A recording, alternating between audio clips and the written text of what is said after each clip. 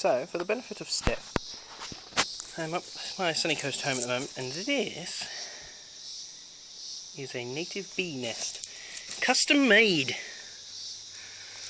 on the design of Henry Drew and Bob Bradburn, both of who have been keeping native bees for a long time.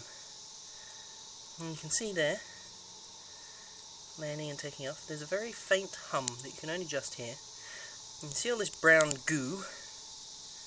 They put that up against their nest to make like a little platform to land on. And actually underneath here, there is a little wooden stub, a little bit that Dad stuck on to make sure they had like a landing pad already, but they add to it. And they've got very cute little faces. See how good my camera is.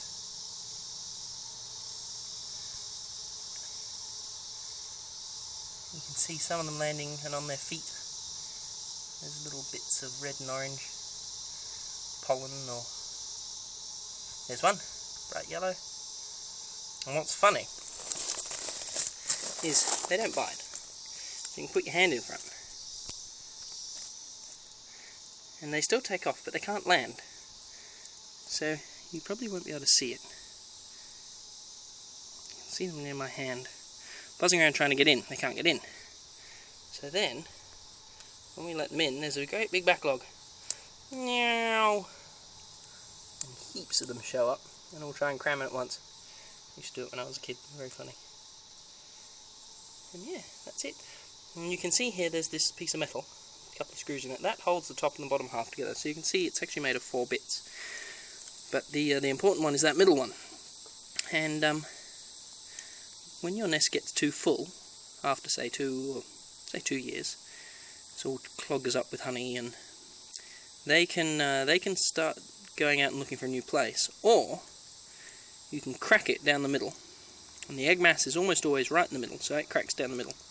And you stick an empty half on the bottom and an empty half on the top, and you take one of them a long way away. You plug it all up and you drive it off, and you drive it ages away, 3-4 kilometers, and that way they can't find their way home, because the one with the queen is still home, regardless of the fact they just lost half their bloody honey.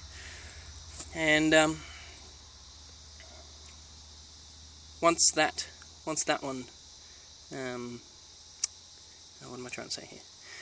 Yeah, so once the hive without the queen, that's now ages away from home, discovers that it's in a completely new location, it basically sets up as a new one. So it hatches a new queen, you get a new queen, and voila, 2 hives.